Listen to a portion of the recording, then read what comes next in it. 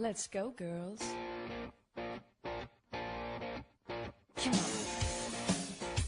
From New York City to Los Angeles, Powered Up with Beck and Franklin is giving women of all ages permission to live the life they've always dreamed of. Why live in black and white when you can choose the brilliance of 3D and Technicolor?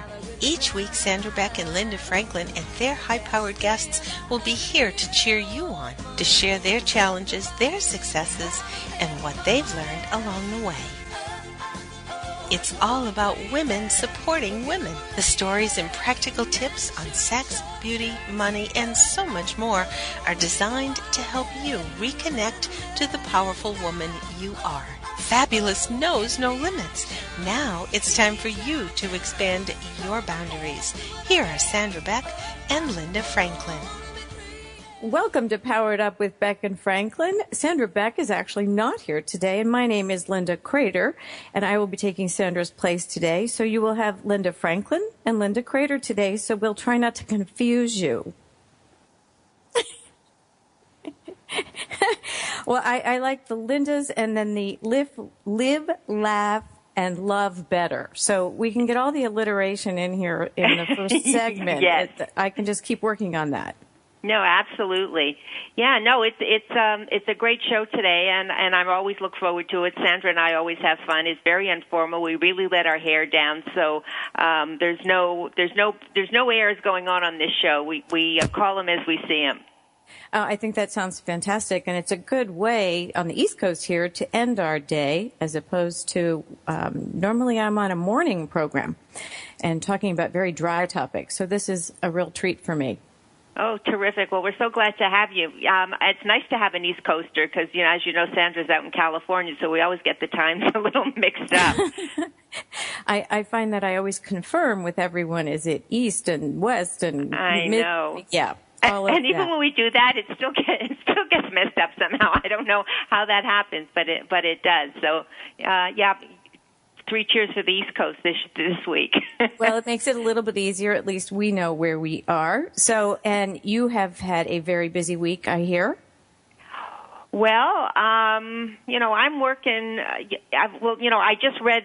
We hadn't, for our listeners, Linda and I have not met before, so I was going over all of her websites and her credentials, and it's really amazing because we seem to have a lot in common because of our work with veterans. Well, I thought you were going to say we had a lot in common because we're named Linda. Oh, that seemed to be the name of the day back in the day. You're absolutely right. Yes, we both do work with veterans, and it's a cause close to both our hearts. I think we work in different areas, though. You work specifically with women veterans, correct? Yes. We started Shining Service about 5 years ago, and just focusing on the women because, boy, do they need to be in the spotlight.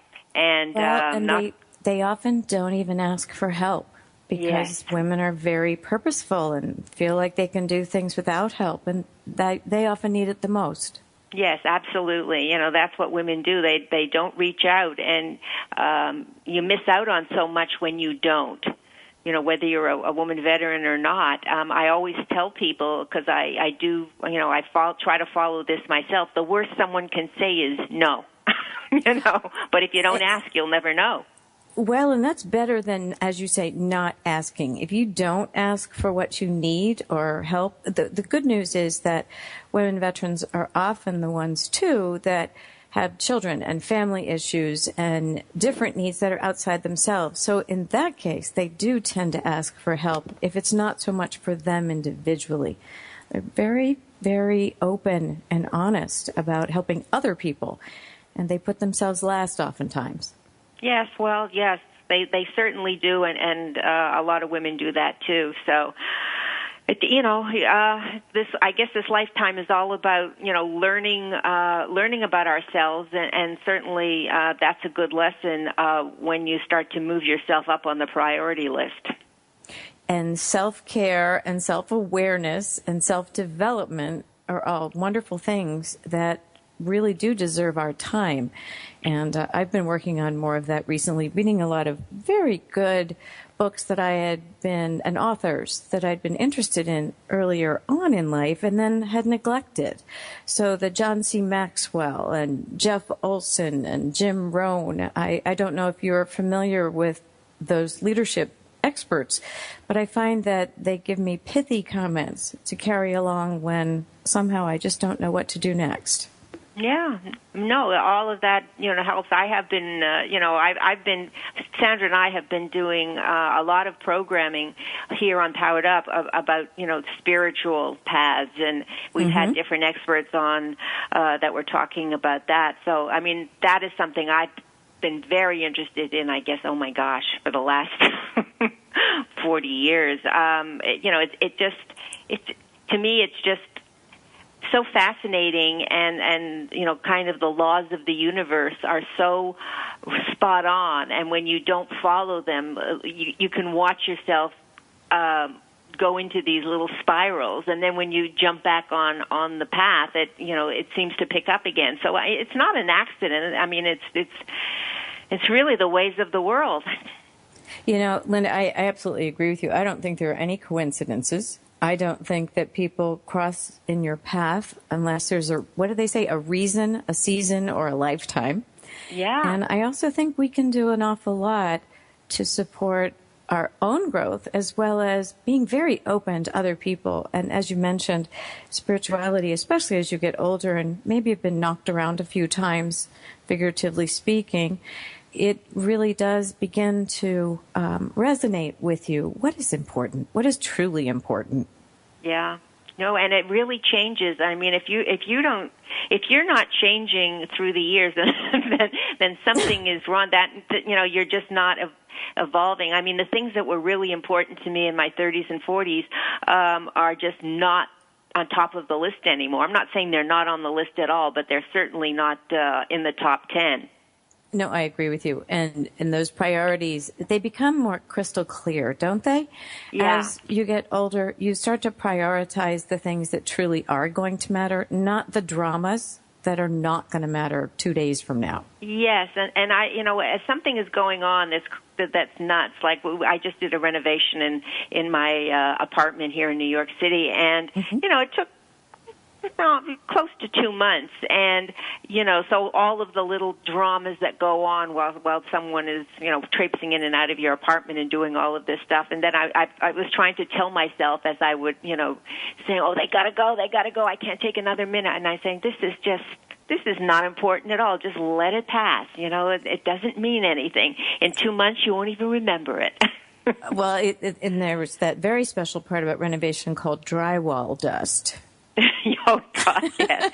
And for a neat freak like me, I said, oh, my God, I was walking around with the vacuum cleaner all the time. Not that it really helped, but at least you feel like you're doing something. You're controlling I'm really it. Of course, you're not. Because I've given up on certain habits that I think that when I was growing up, it was very much a habitual routine to first clean, dust, then vacuum, and do all of those things. And I really do prioritize friends and socialization and really being out and about and learning over cleaning my house these days. I'm afraid that has taken a lower priority as time goes on. Yes. Mine isn't as low as it should be, but I'm working on it. Well, I think you sound more organized than I am right now, and I think that's very admirable. So in New York City right now, you are facing some of the same rain and weather that we're in. We went from 91 degrees yesterday to 61 today. Yeah, well, we were, when I woke up this morning, it was 50, and now at 6 p.m. Eastern Time, it's 54 degrees. And, of course, they don't have any of the heat on the apartment, so it was really chilly today and rainy, but tomorrow's supposed to be a little bit better. But, yeah, over the weekend, it was 80-something degrees, so, it's just jumping around like crazy. Well, it's funny. I only mention the weather because I think all of us have great friends. And of course, the radio station is in Texas, where they had the baseball-sized hail and the horrible floods. Oh, horrible. And, we really have nothing to complain about when you think about so many of these families who are losing everything to the horrendous and in California they have the drought. I mean, so we've been pretty lucky, on the East Coast so far. I don't know. Obviously, things are changing big time because we never had weather like this. I don't remember, having weather like this ever. But because every day you turn on the TV and you hear some new, horrific thing. I mean, look at the typhoon. What is it? Was it in China yesterday when it overturned that ship? Oh my gosh! Right. Yeah. So, things are changing, and we just have to kind of go with the flow, because if we try to fight it, it's kind of a useless effort. And I always tell Sandra, keep ourselves in our little bubble and say, okay, everything is going to be okay, and no matter what happens, we're going to get through it, and it's fine. And I think our guest today will probably have that same philosophy. I hope so. I absolutely agree with you. I think that today matters, and we do put things in a prioritization that really makes sense.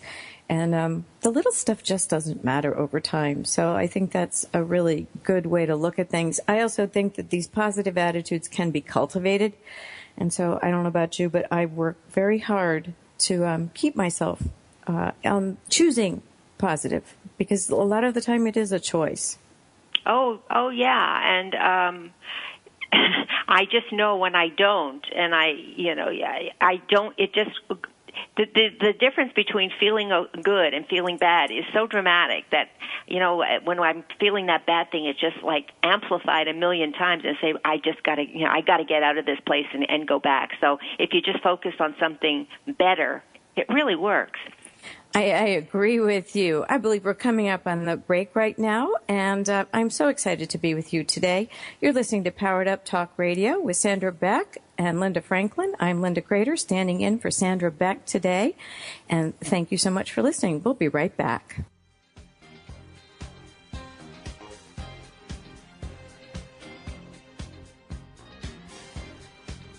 We've got lots more Powered Up with Sandra Beck and Linda Franklin after these messages.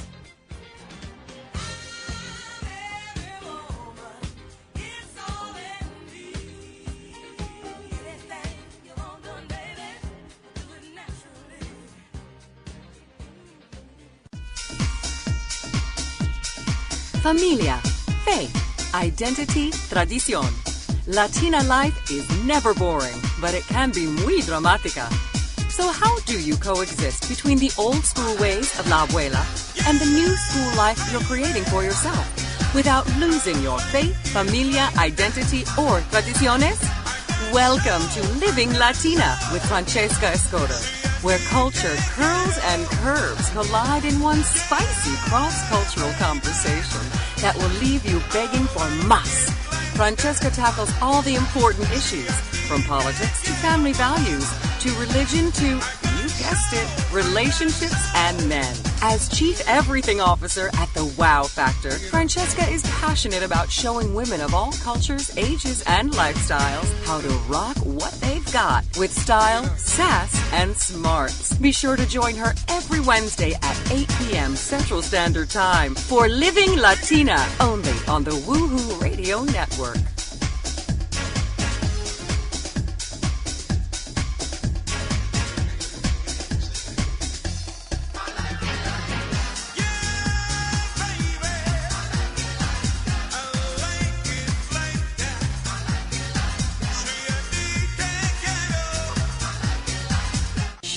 Listen, something is brewing. The beautiful business evolution is coming. The way we do business is about to change for the better, forever. This is real business at its very best. On Beautiful Business Radio, you will learn what it means to truly prosper, how to nourish yourself and your business, how to earn what you deserve and make a difference in the world. The tide is rising, the change is here. Discover a new way to live, love, and partner with yourself and your business on Philippa Rowlands Presents Beautiful Business Radio. where you matter and your business thrives. Every Tuesday at 3 p.m. Central Standard Time.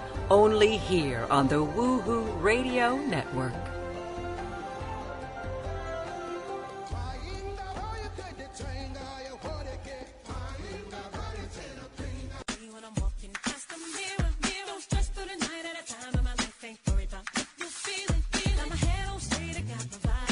We're back with Sandra, Beck, and Linda Franklin. Here's more Powered Up with Beck and Franklin. Welcome back to Powered Up Talk Radio with Sandra Beck and Linda Franklin. I'm Linda Crater, standing in for Sandra Beck today.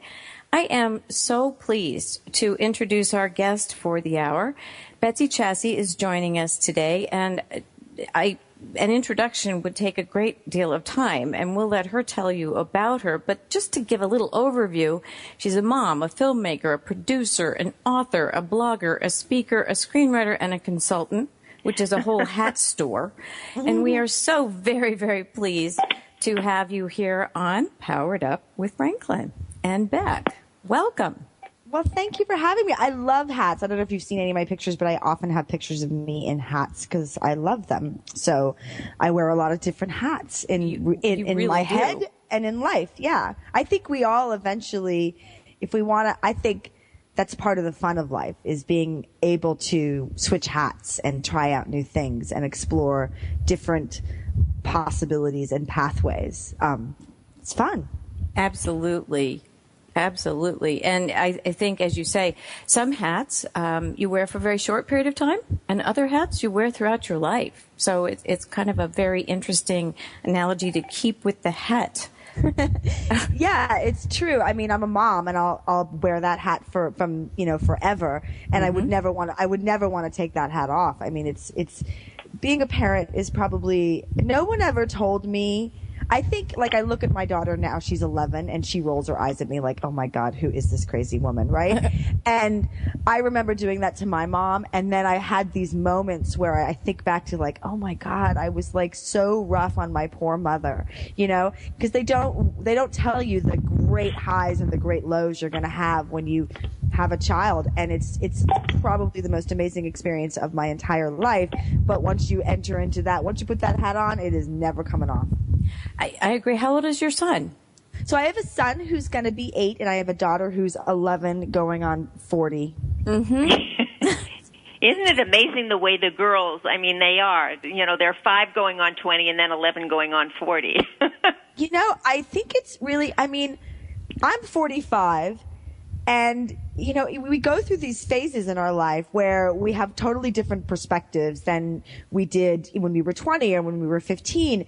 And one of the things that I find really fascinating about my 11-year-old is I look at her and what she's dealing with in life and what she's exposed to in her life and what she's having to sort of comprehend and make sense of. And I was never near that when I was 11 years old. I wasn't even close to that.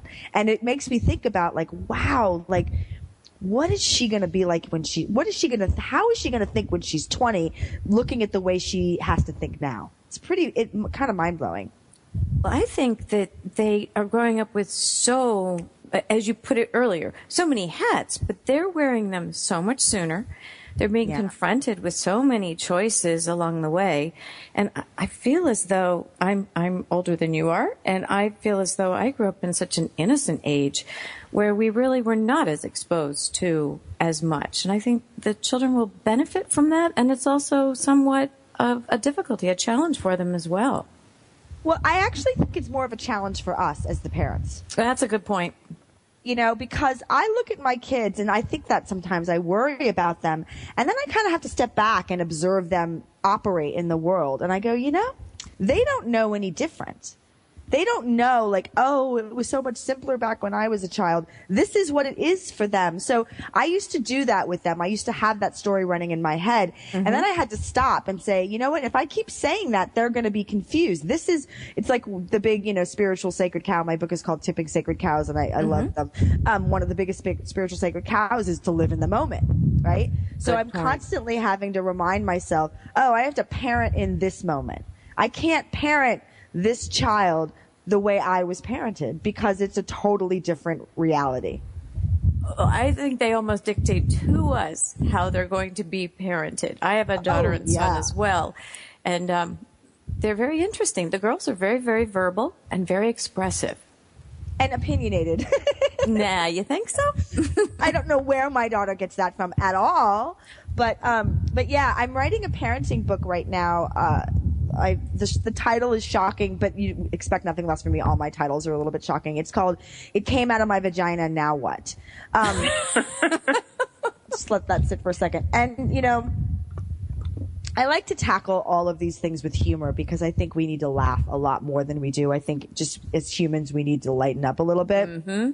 And a big part of what I talk about in the book was a big moment for me in parenting was the realization that this was not just a mini version of me, and that this being that was standing in front of me was an individual, and that my parenting experience got better and better as I began to observe who they were and to honor that as opposed to trying to teach them to be me.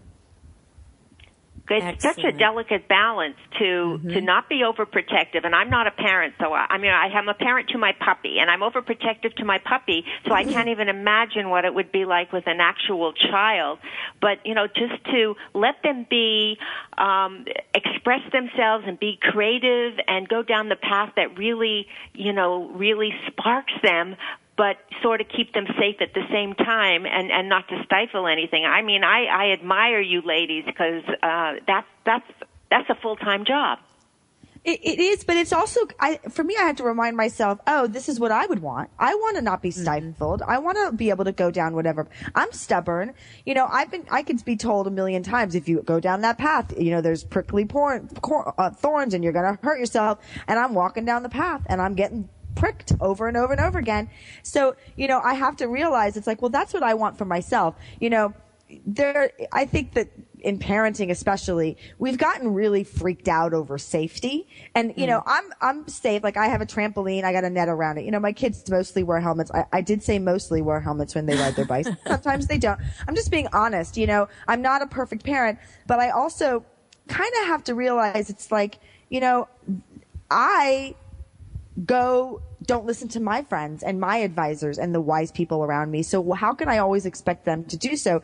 And they're never going to learn if they don't have their own experience. If they don't, the best learning I've had with my kids is when I've told, my daughter or my son, well, here's what's probably going to go down if you do that. But why don't you, maybe I'm wrong. And they go down the path. They have the experience. They come back and they go, wow, okay, you were right. That hurt.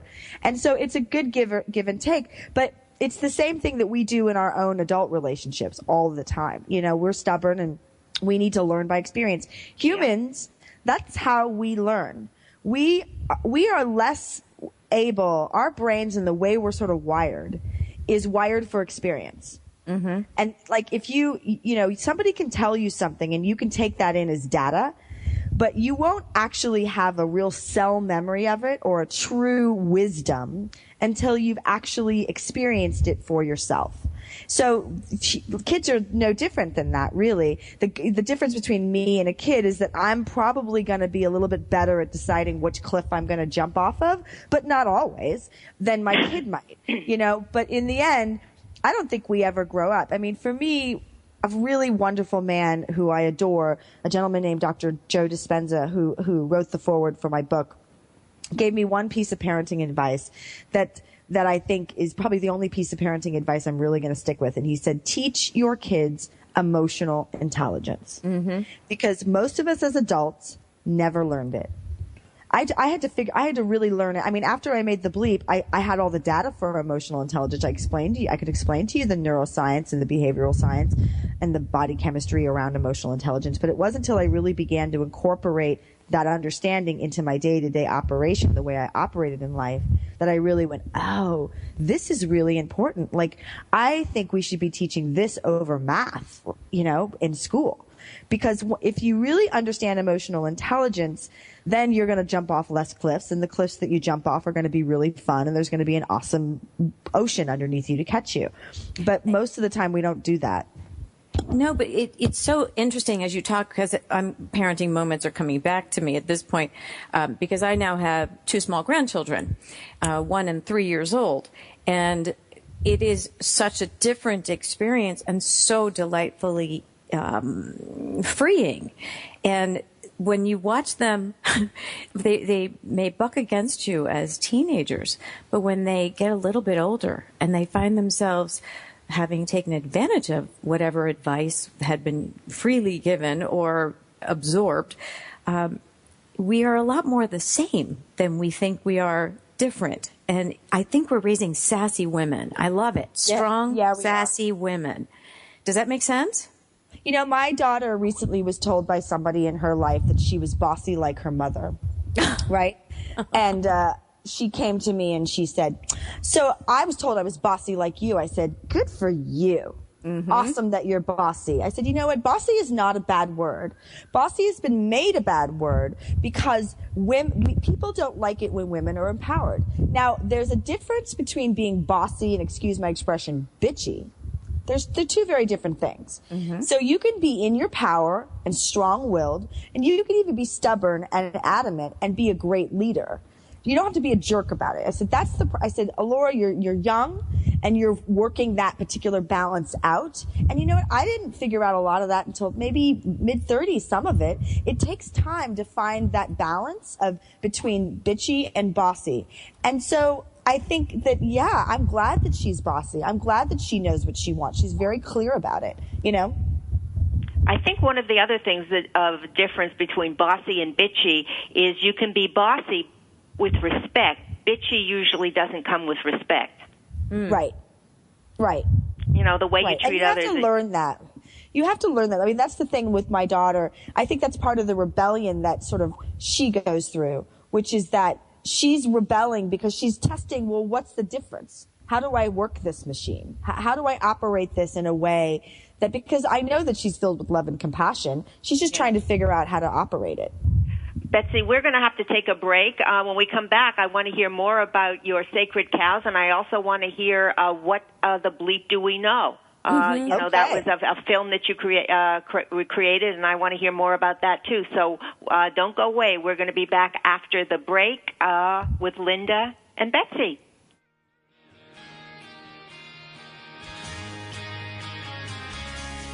We've got lots more Powered Up with Sandra Beck and Linda Franklin after these messages. This is for all you girls about 42, tossing pennies into the fountain of youth. If you could live your life truly standing in a place of peace, joy, and abundance, wouldn't that make your heart soar? Now you can, with Lessons in Joyful Living, with your host, Kimberly Rinaldi, Mondays at noon Central. Kimberly Rinaldi, having created a highly successful coaching practice, now teaches Lessons in Joyful Living.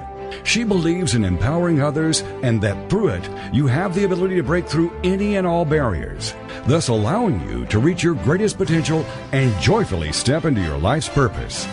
What used to take weeks, months, or even years, she can now teach you in a matter of hours with her programs. For more on Kim and her show, go to her website, KimberlyRinaldi.com. That's RINALDI.com. Then join us for Lessons in Joyful Living with your host, Kimberly Rinaldi. This is Uncommon Sense for Leaders, a forum for exploring leadership from the intellect, the heart, and the spirit. Whether you're a leader now or aspire to be a leader in the future, you owe it to yourself to learn about the big ideas that have shaped the careers of compelling communicators, masters of influence, and highly effective leaders. Uncommon Sense for Leaders. Tune in to hear thought-provoking ideas on every aspect of leadership. You can expect dynamic discussions with special guests, quick tips you can apply immediately for better results, and the tools you need to take you from where you are to where you want to be as a leader. Are you ready to crack the code for achieving unprecedented results?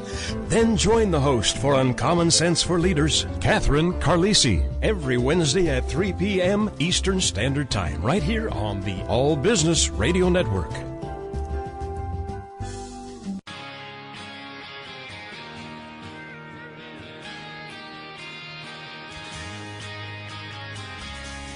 We're back with Sandra Beck and Linda Franklin. Here's some more Powered Up with Beck and Franklin. This is for all you Hi, we're back. If you've missed any part of the show today, you can always go to our website, poweredup.com. You can go to toginet.com and get our shows and all of our past shows, and we're also on iTunes. So there's lots of ways to find us if you're not listening live. Today, Sandra is away, so we've got another Linda here, and we're talking with Betsy Chasse, and we're going to be, she wrote a book called Tipping Sacred Cows, and we've been talking about that, and I really want to find out now more about what are sacred cows and why do we have to tip them? I know, right? Jeez, we have so much to do already. Well, so a sacred cow is a belief that we hold up against criticism. It's anything that we hold up against criticism. The Bible is a sacred cow. The Constitution is a sacred cow. It's anything that we leave, we don't question, and we follow. And as humans, essentially, we are meaning-attaching machines. We attach a meaning to everything that we see. That's how we interpret our reality.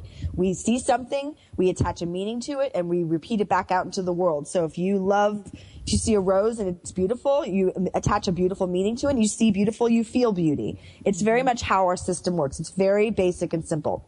And so what happens to us as we grow up is that we begin to attach meanings and take on beliefs about the world that we live in.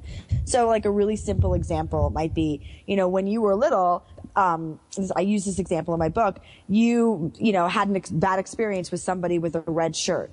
And now subconsciously for the rest of your life, anytime anybody's wearing a red shirt, you might feel subconscious. You might feel uncomfortable around that person. But you don't really know why, because it's a hidden belief that's hiding in the crevices of your subconscious. And that's how we see the world. So if you look at your reality right now and you want to know, well, what do I believe? Look at how you're interpreting reality. Look at your relationships. Look at how you experience relationships. Look at how you experience love. Look at how you experience money. All of those things in life are based on what you believe. And for a lot of us, we're carrying around old belief patterns that actually don't serve us. It's what's really holding us back from having that life that we truly desire. Because if you don't believe it, you can't see it. Right. It's just the way it works. So for me, why I need to tip them is because, a few years ago, 4 years ago, I got divorced. I mean, first of all, I made What the Bleep Do We Know, and most people know what that film is, but it took me from being some random obscure filmmaker to a hugely successful film. And all of a sudden that I figured out that I knew everything, and I was the spiritual know-it-all and went all around the world talking to people about how if they just, had a positive attitude and their thoughts affected reality, everything would be honky-dory. That's that part about data versus integration. Mm-hmm. And so, leave it to life to come back and remind me, oh yeah, you think you've got this all figured out? Well, we're just going to completely destroy and dismantle the entire life you just worked so hard to build. So my life completely fell apart. My marriage fell apart. My money fell apart. Like everything pretty much fell apart. Which is a really frightening moment, but it was also an opportunity. I realized wow, I now have the opportunity to really rebuild a new life. They talk about creating a new life or reinventing a new life. But what happens to most of us is that we end up recreating that new life with the same belief system that we created the other one with. We might have new furniture in the apartment, but the belief system is still the same. And so why you have to tip your sacred cows is because if you really want to create the life of your dreams, you can't use the same old paintbrushes. You have to know. And so you also have to know, well, what paintbrushes was I painting with before? What colors did I use that got me here? And do I really want to keep using those colors? I look at it like this. If your life is like a bazillion pieces of glass sitting in front of you and you're like, I want to put this picture back together again. Take the time to pick up each piece of glass and go, well, what is this piece of glass? Do I really want it? And do I want to put it back into my picture? Most of the time, if you take the time to do that inventory, you realize that you don't really want half of what you think you believe. Right. You're like, what the heck am I doing with all this crap? I don't want any of this glass. I want all new glass. So that's what belief system, and that's what sacred cows are. Well, I think that's the hardest part, is actually taking responsibility, looking at that and saying, maybe what I'm doing isn't working for me anymore. Taking that first step for a lot of people is a really tough step, because you're kind of taking a step into the unknown, which is, pretty scary. They'd rather live with the devil they know. Yeah, that's so much more comfortable. I have a game at the end of my book, and it's called My Life Sucks. And I played this game. I came up with this game because, first of all, I really wanted to know, what is it that I really believe about myself and the world around me? I mean, I think you know, but you don't really know. And so the beginning of the game is, you can't play this game and you can't write these things down. You have to record yourself, because what people tend to do when they're writing is they edit before they write the work. Mm-hmm. So you've got to get into some free association time. So give yourself some space. Trust me, do it alone. When you've got plenty of time by yourself, put a recorder out. And I like to have fun and be funny and light. So I start with, my life sucks because, and then I just start throwing out. And if you give yourself the space to just say whatever comes into your mind and you record it, when you play that back, you're going to hear what you really believe about your life and what you believe about what beliefs you're holding on to. You're going to see them right then and there. And then the next step of the game, because it's really important, because you said people don't really want to take that responsibility. You're right. We would rather blame everybody. It is my parents' fault that I'm short and therefore I have a big butt.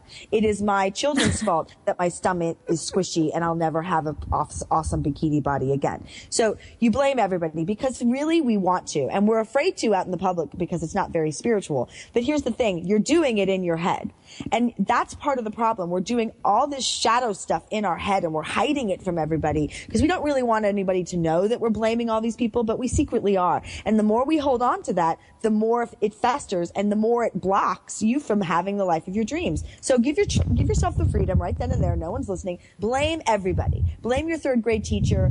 Whoever you want to blame them, right? Get it out.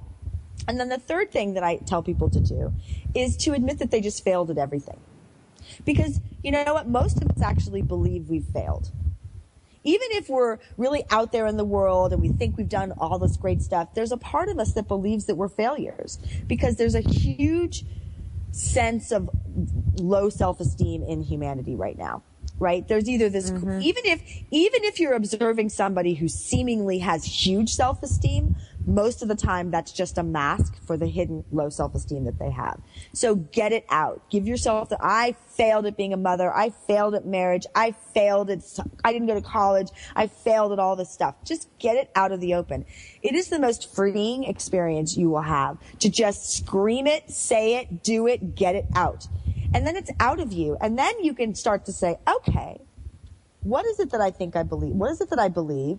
Do I still want to believe that? Is it actually true? Most of the time, the stuff that you believe isn't even true. And even if it was true 20 years ago, it's probably not true now. It's like cleaning out your closet. It's like, how often do we need to just go through our closet and go, really? Do I still need this pair of jeans that I wore 25 years ago? I do not think so. And we just clean it out. I'm going to ask you a question. If you did this book and tipping your sacred cows after your marriage was over and you said you lost, economically it sort of went down the toilet. If you had done this prior to these things happening, do you think it would have turned out differently? I don't think that I would have done these things prior. Here's the thing I caution people. People always ask, is it require crisis for change?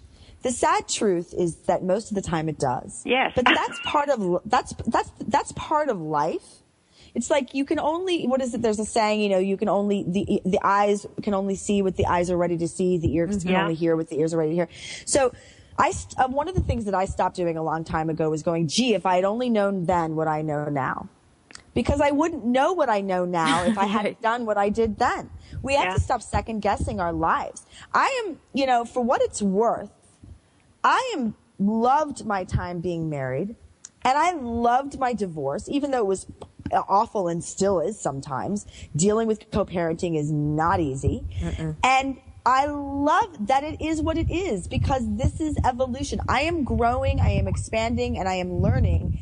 And there's no other way for me to do that except by living. And living isn't easy. we have this habit of saying life should be full of bliss and should be so wonderfully easy. I'm here to tell you, no, that's boring. Betsy, I've got a question for you. We talked about hats in the beginning, and you mentioned masks. I think women do tend to wear masks, or you might fall back into a mask. I want you to combine in your mind and express what comes to mind when you think about wearing a mask with one of your hats. Well, listen, we're always wearing masks. It takes a lot of personal work to get to a place where you as an individual, as a being, can really live your true self. Mm-hmm. That is really hard all of the time. I let go of trying to hold myself to that standard. I just can't do it. Mm-hmm. What I can do is be conscious and aware of, okay, I'm entering into a situation where I have to do a tough negotiation. What hat am I going to put on? What mask am I going to be? And making sure that that mask reflects my authentic self. It's like operating in integrity, I would call it. Mm-hmm. It's like it doesn't break my integrity of my true self. But yeah, do I need to be firm and strong and harsh in this meeting? And is that still being compassionate and kind and loving? Yes, because sometimes you have to be firm and powerful while being compassionate. So it's all about staying in integrity, but being aware of your mask. Like, I went out on a date. Am I insecure and worried that I'm not going to be beautiful enough? Yes, I just honor that space. Do I maybe try to behave in a certain way to impress somebody? Yes, I do that. But if I'm aware of it, then I can begin to really say, okay, I don't have to be that way. One of the things that I did in my life was make a promise to myself that I was going to just be my authentic self all the time, as much as I could be. And that if that didn't jive with the people around me, then that meant I was with the wrong people. Perfectly said. And I believe that we're going to go to a short break and then come back for more, because you're absolutely right. Masks and hats, it all goes together, and authenticity is really the name of the game. Thank you so much. You're listening to Powered Up with Beck and Franklin, and we will be right back.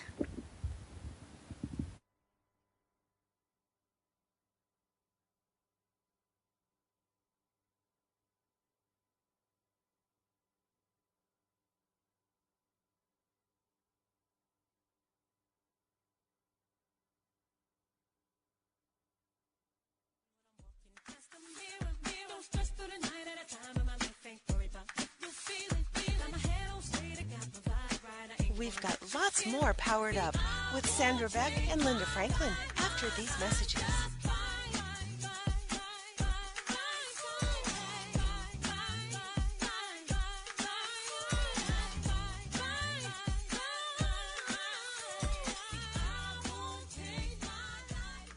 In today's business world, a helping hand or idea that doesn't come with an invoice is a treasured find. And if that happens to you, then you need to pay it forward to keep other entrepreneurs from making mistakes or getting a raw deal. It's called Paying It Forward with Josephine Chasse, Wednesday mornings at 10, 9 a.m. Central. Josephine is going to have the guests describe their accomplishments, the lessons they've learned, both good and bad, and then sharing those pieces of knowledge as we create a movement of paying it forward. For more information about Josephine, her business, and background, you can go to mymomknowsbest.com. Josephine Chasse has always been a problem solver. She saw this need and has turned it into a movement. It's Paying It Forward with tips, tools, and advice and hard lessons learned. These pieces of knowledge can make a huge difference for you, your business, and others. So join us for Paying It Forward with Josephine Chasse, Wednesday mornings at 10 a.m., 9 a.m. Central on TogiNet.com. Is there more living for you to do? Yes. Start living inspired. Be here for Living Inspired with Tricia Goyer, Thursday afternoons at 4, 3 p.m. Central on TogiNet.com. Tricia will dig deep into topics that matter most to women, inspiring women to make a change in their own lives and to make a difference in the world, and maybe even deep within their own hearts. Tricia is a wife, mom, speaker, family expert, and author of 24 books. For more information on Tricia and Living Inspired, go to her website, TriciaGoyer.com. That's TriciaGoyer.com. Tricia's vision is to be the voice of hope and possibility for women of all ages. Her intention is to serve ordinary women by encouraging extraordinary things with God's help. Tricia expresses real life, real hope for real women. Is there more living for you to do? Yes. Start living inspired. Living Inspired with Trisha Goyer.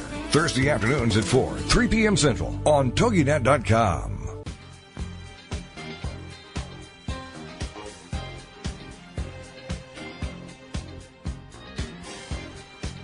We're back with Sandra, Beck, and Linda Franklin. Here's more Powered Up with Beck and Franklin.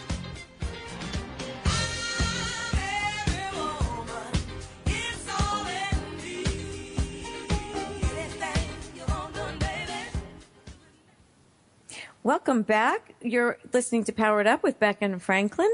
And we were talking on the break, Betsy, about character and being true to ourselves and behavior differences and the use of the English language to sort of explain what it is that we're doing and how to define those things with people. It can get all caught up because the English language is complex. Well, I don't think the English language is complex. I think my really great friend of mine and wonderful teacher says it's kerplunk. It's a horrible way to kerplunk. He says kerplunk because, and he's right, because it's the worst tool for communication ever. Mostly because English is very black. It's either A, very black and white, and people interpret it as such, and or it's also like this weird nebulous, one word can mean 18 different things. And the other thing you have to consider in all this is that we're never actually, very rarely are we actually truly communicating. What's most of the time occurring is that I'm speaking words, you're interpreting them through your belief system. You're reacting to what your belief system said my words meant. And then you're spewing that back at me. And I'm going, what is she talking about? I didn't say that. And that's what we mostly do all of the time. It's really frustrating. So for me, one of the things that I begun to practice in my own life is when somebody says something to me, I have a tendency, if I hear something that I could really interpret it in a negative way, I look at the person and I go, this person probably isn't trying to hurt me. They're probably just trying to communicate something and I'm filtering it through my crazy belief system. So here's a crazy idea. I'll ask them, what do you mean? I don't understand what you mean. I'm sorry, but I'm really trying to hear you. It's amazing what happens when you do this because less fights occur because you're trying to get a sort of baseline into what language are we talking. I think we were talking in the break about the idea of like good or bad, and we were talking about communicating to kids. My kids got caught up very much in the idea of am I a good kid or am I a bad kid? And I had to really reframe that for them and say, look, you aren't good or bad, you are. And I personally think you're an amazing, beautiful, loving being. And so if you wanted to term that good, then go for it. You're never bad. You're exhibiting a behavior that isn't going to serve you. And you have the choice to change that behavior. That behavior does not make you who you are. And it's a constant reminder to them because that's complex and they have to try to wrap their head around that. But it's important because that's what we have to do. There are days when I am a huge asshole. I am pissed off at the world. I am cranky. I didn't get enough sleep. I'm PMSy. I didn't get my coffee. I didn't get my cigarette, whatever. And I am mad at you. And I'm being an asshole. But that's not who I am. Now, the difference is that when we go back to that idea of operating in integrity, is that I really make an effort to go, wow, I was a huge asshole just now. And I need to take responsibility for that. There's a big thing in the New Age movement, a sacred cow of mine that's a big pet peeve as well, is this idea that people get the sort of like get out of spiritual prison free card by simply saying, wow, that's just your perception. No, you know what? If you're a jerk, you need to own up to being a jerk. My perception of you being a jerk is actually legit. So we have to be really careful with that. It's like really looking, for me in life, it's about operating in integrity, operating from my authentic self, accepting the fact that I'm going to screw it up 99% of the time, and taking responsibility when I do. And when I do that, and when I become consciously aware of the easiest way to do that is to be able to go become consciously aware. So when I'm a jerk, I can say, wow, I was a huge jerk. What was happening in that moment to make me respond that way? Oh, this person said something that rubbed up against my ego about being smart or whatever. And so I reacted with hurt instead of stepping back and going, wow, this person probably doesn't mean that. You're talking about the English language being kerplunk. I think as I listen to you, I love it because communication is sometimes very challenging. But if you do it right, And as you have your back and forth with people and ask them exactly what they really meant, and as you said, it makes it a smoother transition, aren't you really talking about connecting with other people? Well, yes. I had a really funny experience today. I went to the post office to pick up a registered mail, which is generally not very good news, right? Mm-hmm. So I'm standing in the long post office line, running my program of what's wrong now, and this older gentleman comes into line behind me. And I smile at him because I really do try to smile and look at people in the eye and send out a little love burst if I can, even if I'm cranky. It's not always easy, but I try. So I sent out my little love burst to this little man. And all of a sudden, he begins to share his entire life story with me. Oh, my. We've all had that experience. Yeah, good timing. It was sweet because you could tell that his wife had just passed away 4 months ago. This was a woman that he loved dearly. They traveled all over the world together. He had grandchildren who just came to visit him. She was the glue that held him together. I mean, he literally said to me, I've been numb ever since. And I had this moment where I thought, I just looked at him and allowed him to tell his story. And I just really opened my heart to him. And we slowly moved up the line. I mean, I got a lot of information, believe me. It was about 10 minutes, right? And finally it was my turn, and he was in the midst of something, telling me that his grandson had gotten leukemia, and he was right in the middle of that, and it was my turn, and it was like, well, I could just turn around and walk away, but I let him finish, and to probably, as I said on Facebook today, to the chagrin of like the other 20 people that had now lined up behind us, right? Like, seriously, honey, just go. Tell him to shut up, right? But I didn't want to do that. I was like, you know what? No, this man needs connection right now. He needs somebody to be his witness and to listen to him. So I let him finish his sentence, and I said, you know, I have to go now. And he looked at me and he goes, oh my God, I'm so sorry. I just dumped all of this on you and I feel terrible. I said, no, don't feel terrible. I really enjoyed talking to you. I really want you to have a great day. And he looked back at me like I was a little bit crazy, but also a little more at peace. Mm-hmm. And I just felt so good because I just spent 10 minutes not in my drama. Mm-hmm. And I spent 10 minutes just giving something to somebody else, some love. And it felt really great. And that's what connection is.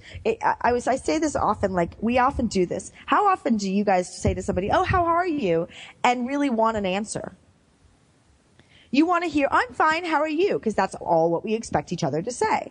But when we really look for connection, I don't ask that question lightly anymore. Like I've stopped. If I don't have time to really connect with you and hear your answer to how you are, then I won't ask it. And it's kind of off-putting to some people sometimes because they expect you to ask it. But really, it's a profound, important question. And if we really ask that question more often with the sincerity of being willing to stop and listen to the answer, then we would feel so much more connected to people.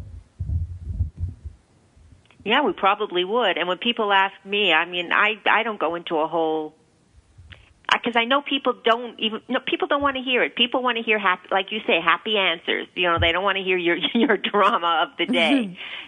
So, well, go ahead. I'm sorry. No, go ahead. Even I live in New York, so there's people going up and down the elevator. I mean, most people get in and say, good morning, how are you, kind of thing, and that's it. Fine, goodbye. We're off to do our thing. If you do that, if somebody comes to me and they say, hey, how are you? And I know they're not really looking for a real answer, I take a moment to stop and say, hey, I'm well. Thank you for asking. And I give looking people in the eye and just taking that extra moment. You got to judge. Like, you don't want to just spill like, my life sucks and blah, blah, blah. But one of the things I did start doing in my life, especially when I was in the really early stages of my divorce and there was a lot of pain, people would say, hey, how are you? And I would go, I'm really in a tough spot right now.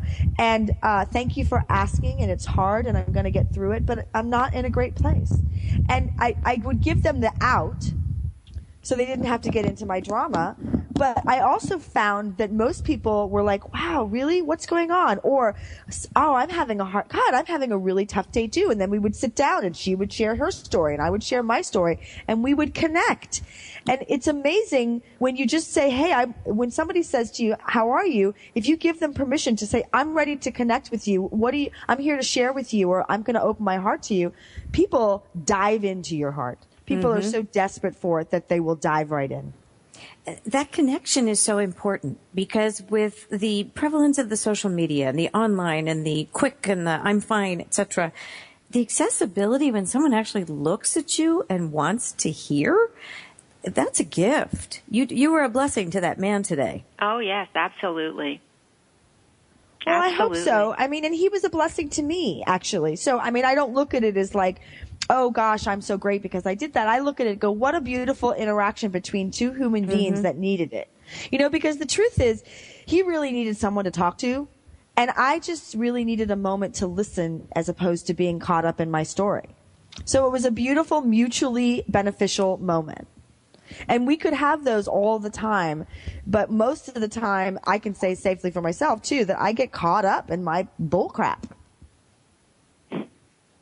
Yeah, I mean, we're walking down the street and we have this, this tape going in our heads about everything we have to do, or what had just happened, or what's going to happen in 2 hours, that's if we can turn off that damn tape and just appreciate where we are at that moment and who's there around us at that moment, life becomes so much sweeter. It's that busyness. Well, that's what we're all looking. That's what we're all looking for. You know, we're all looking for the sweetness of life, but we have this expectation that it's going to come when we do this, that, and the other thing. And for me, I just realized there's this really funny, we're constantly told, pursue happiness, seek enlightenment, find balance, right? This is constantly what we're told. Oh, I've got to seek happiness today. I've got to pursue enlightenment, or whatever they are. And the funny thing about the concept of spirituality or the New Age movement is there's a big sacred cow, which is that everything you're looking for is within you. So if I'm looking, seeking, pursuing, and finding, and I've already got it within me, then I don't actually need to pursue, seek, or find. I need to see. And so I just started seeing balance in my life, seeing happiness in my life, seeing that I was becoming not enlightened in that sort of ego-central, I'm an enlightened master, but that I was, the definition of enlightenment is to know thyself, that I was learning about myself. And when I began to see that was happening, I got off the rat race of trying to pursue, seek, or find. We've got to go. The show is over. Yep. Anybody that wants to learn more about Betsy and the book, her website is Betsy Chasse, CHASSE.net. Please go. It's great tapes, great information. You're going to love it. I want to thank Linda for being on the show today. And Sandra and I will see you back on Powered Up Talk Radio next Tuesday. We're so glad you joined us for Powered Up with Beck and Franklin. Sandra Beck, Los Angeles-based single mother and technology company owner, knows what it's like to be fit, funny, and fantastic in your 40s. Linda Franklin, a New Yorker with a successful marriage and